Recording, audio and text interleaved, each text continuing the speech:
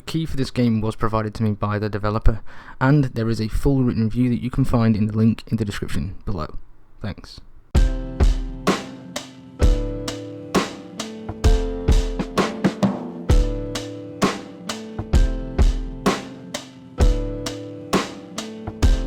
Neptunia Virtual All-Stars is available now on PlayStation 4 and on PC. It's an anime special, and it features a host of colourful characters to play as. Neptunia Virtual Stars off the bat is a third-person hack-and-slash style of game.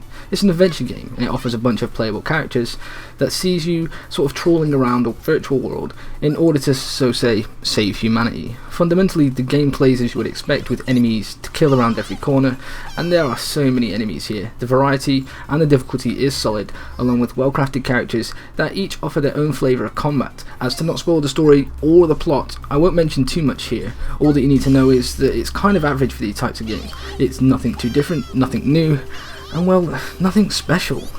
Where the game shines most is in fact the gameplay loop. The game has a mostly linear path with various different zones within a world to explore. There are collectibles and there are points to save, as auto-save sadly doesn't exist in this game. The combat is handled really well, and each character has their own style of play, from swords to guns, and from running normally to sliding along the ground without roller skates. Luckily, if one character dies, you can bring them back to life. You have a duo sort of thing, so if one dies, you can bring the other back to life. You're not wiped out straight away. It's quite nice. And you have the chance to recover from, well, really messy battles, and there can be some messy battles. Weaknesses and strengths are key here, and enemies do seem to take more damage depending on the character type used. Areas of the zone are indeed locked until all enemies are dealt with, and then it's kind of a rinse and repeat sort of thing from there. It's fun at times, and you do feel like a badass collecting dropped loot, and levelling up is surprisingly fun too. You enter a kind of minigame when you level up. I leveled up like 5 times, for instance, and I didn't kind of know what to do to level up. But you touch a touchpad on the PS4 and you go into a minigame and you end up playing slots, and that's how you level up. So if you have 5 levels saved up, you'll be able to play the slots game quite a bit and earn quite a bit of loot. It's pretty nice. It adds more depth to the leveling, to be honest. It's a really nice touch. Sound wise, the game's voice acting was great, and I much prefer games of this type not to be dubbed, as is the case here.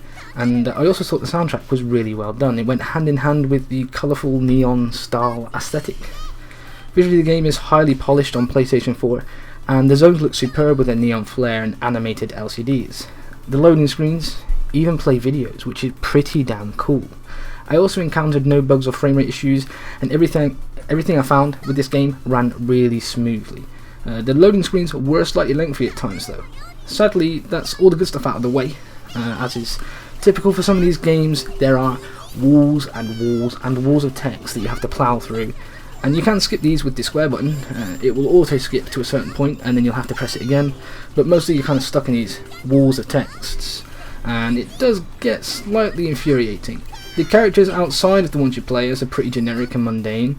None of these story characters, apart from the main ones that you play as, are, well, they don't have much depth.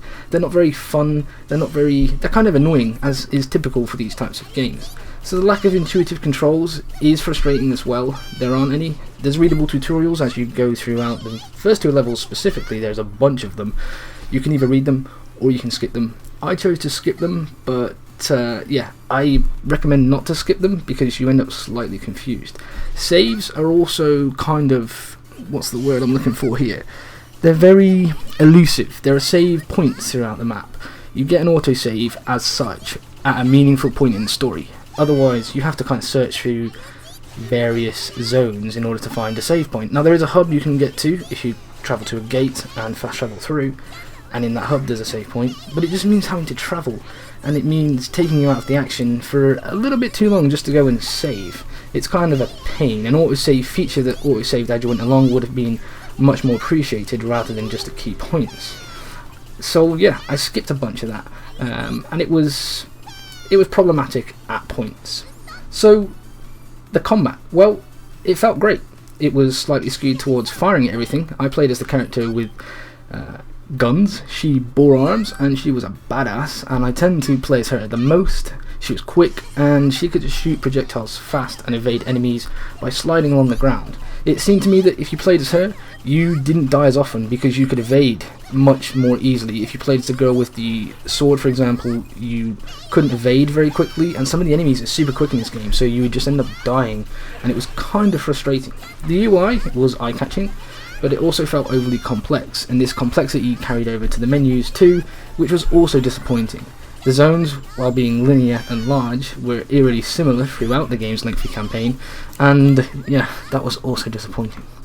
So, Neptunia Virtual Stars could have been good. In fact, it could have been a great game, but it has fallen short due to many nuances of the genre that often get repeated. The overly cringe storyline, along with the complex menus and the clunky UI, the uninspired cast outside of the main characters, and the plot, which didn't really have anything. It lacked more than it had. There was no extreme depth here. And this is a shame, especially in an age where other games of the genre have kind of got this right. So overall, I'm disappointed in what could have been an awesome title, and if some thought had been put into these specific areas that I've mentioned, it would have been much better. In total, I give this game a 5 out of 10.